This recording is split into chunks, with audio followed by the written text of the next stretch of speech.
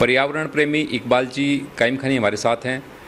इकबाल जी, पर्यावरण को बचाने के लिए पेड़ पौधे लगाना बहुत ज़्यादा आवश्यक है, तो अपने यहाँ का जो ये वातावरण है अपने शेखावाटी का, यहाँ पे कौन से पेड़ सबसे ज़्यादा लगाने चाहिए? सीकर जिले के अंदर जो मिट्टी का जो हिसाब है वो भुरभुरी और रेतीली मिट्टी है, तो इसमें पौध लगाने से पहले कृषि विभाग से उसकी ज़मीन का परीक्षण अति आवश्यक है। पौध तभी उसमें कामयाब होगी जब उसका मिट्टी का परीक्षण और पानी का परीक्षण होगा, और जिस उर्वरक की आवश्यकता होगी वो कृषि विभाग बताएगा कि आप इस खेत में ये आप उर्वरक डालें जिससे आपकी फसल उत्तम हो। मेरा पूछने का मतलब है कि कौन कौन से पेड़ यहाँ पे लगाए जाए?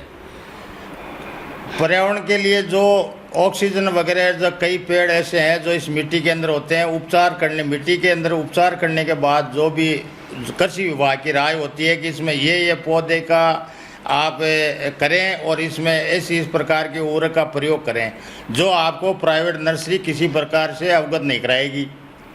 अच्छा, आपने प्राइवेट नर्सरी की बात की, तो पौधे कहाँ से लेने चाहिए? लोग ज़्यादातर प्राइवेट नर्सरी में जाते हैं जबकि सरकारी नर्सरियाँ भी होती है, तो इन दोनों के पौधों में क्या फ़र्क है? कृषि विभाग द्वारा जो संचित नर्सरी हैं जिनमें पौध जो उपलब्ध होती है उसका मार्का होता है, किस नस्ल की है वो उसको अवगत कराया जाता है कि ये इस नस्ल की वैरायटी है, जबकि प्राइवेट नर्सरियों में किसी प्रकार की वैरायटी का कोई पता नहीं चलता कि ये कौन सी वैरायटी है और इसमें रोग प्रतिरोधक है या नहीं है, ये भी आपको वो अवगत नहीं कराएंगे। इसमें कौन सी खाद देनी चाहिए, क्या बचाव करना चाहिए, वो इस चीज़ को नहीं बताएंगे। पौध जो भी हो, चाहे किसी प्रकार की जो फल की हो, चाहे आपके पेड़ हो जो लगाने हो, तो या तो सरकारी नर्सरी से खरीदें या सरकार द्वारा अनुमोदित नर्सरी जो है वो आपको कम दर पर लेकिन कम दर एवं उचित नस्ल की पौध उपलब्ध होगी।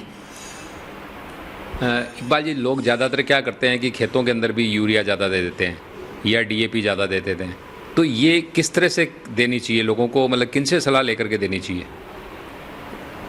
खेत में किसान क्या है कि अनपढ़ होने की वजह से और उसके कारण से जैसा उन्होंने जो फसल बोई है उन्होंने डीएपी लाए, यूरिया लाए, जो भी है एक बार डाल दो, जबकि उनको ये पता नहीं होता है कि इस फसल में डीएपी की ज़रूरत है या नाइट्रोजन की ज़रूरत है या आपके फास्फोरस की ज़रूरत है। ये आपको कृषि विभाग के ज़मीन में मिट्टी का परीक्षण कराने के पश्चात ये आपको पता चलेगा कि अपनी मिट्टी में किस प्रकार की कमी है, और उनकी गाइडलाइन के अनुसार जो चीज़ कम है, फास्फोरस की आवश्यकता है तो फास्फोरस दी जाए, नहीं कि नाइट्रोजन डीओपी वगैरह दी जाए। एनपीके 19 या जैसे भी आती है, फास्फोरस की मात्रा ज़्यादा आती है, उस प्रकार भी बाज़ार में उपलब्ध होती है। लेकिन अपनी जो भूमि में अपन जो फसल वगैरह बो रहे हैं उसके अंदर एक्चुअल में किस उर्वरक की आवश्यकता है, ये आपके मिट्टी की परीक्षण के बाद ही पता चलेगा। इकबाल जी, हमारी जो शेखावाटी की जो क्षारीय ज़मीन है, तो इसके अंदर ये जो जिप्सम वगैरह, इनका क्या रोल है? क्या मतलब ये लगाना चाहिए कि नहीं लगाना चाहिए?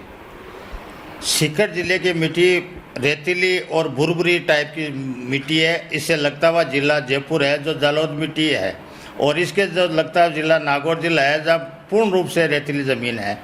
और अपनी जो नागौर सीकर जिले की मिट्टी के अंदर पानी के अंदर क्षारीय होने के कारण से इसमें जिप्सम का डालना अति आवश्यक है। जिप्सम का उपचार करने के बाद में मिट्टी पीएच मान उसका सुधर जाएगा और अच्छी मिट्टी हो जाएगी, जिसमें आपको रासायनिक खादों का उपयोग बहुत कम करना पड़ेगा। यदि कहीं पर सीकर जिले की कुछ मिट्टी है, पानी है जिस जो लवणीय है, उसको सुधारने के लिए भूमि उपचार करना पड़ता है, जिसके लिए आपको चूना जो अपन कली वगैरह जो भी करते हैं उस कली के चूने को उपयोग करके और भूमि सुधार किया जा सकता है।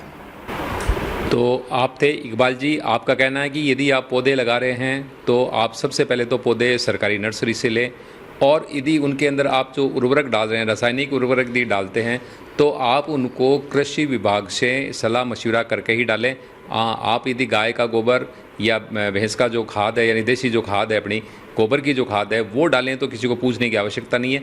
लेकिन यदि आप रासायनिक उर्वरक का इस्तेमाल करते हैं तो वो पहले कृषि वैज्ञानिकों से या आपके क्षेत्र का जो कृषि सुपरवाइज़र है या कृषि पर्यवेक्षक है, उनसे आप सलाह मशवरा लेकर के उनका इस्तेमाल करें। तो जुड़े रहे हमारे साथ, फिर हम इसी तरह की जानकारी लेकर प्रस्तुत होंगे। धन्यवाद।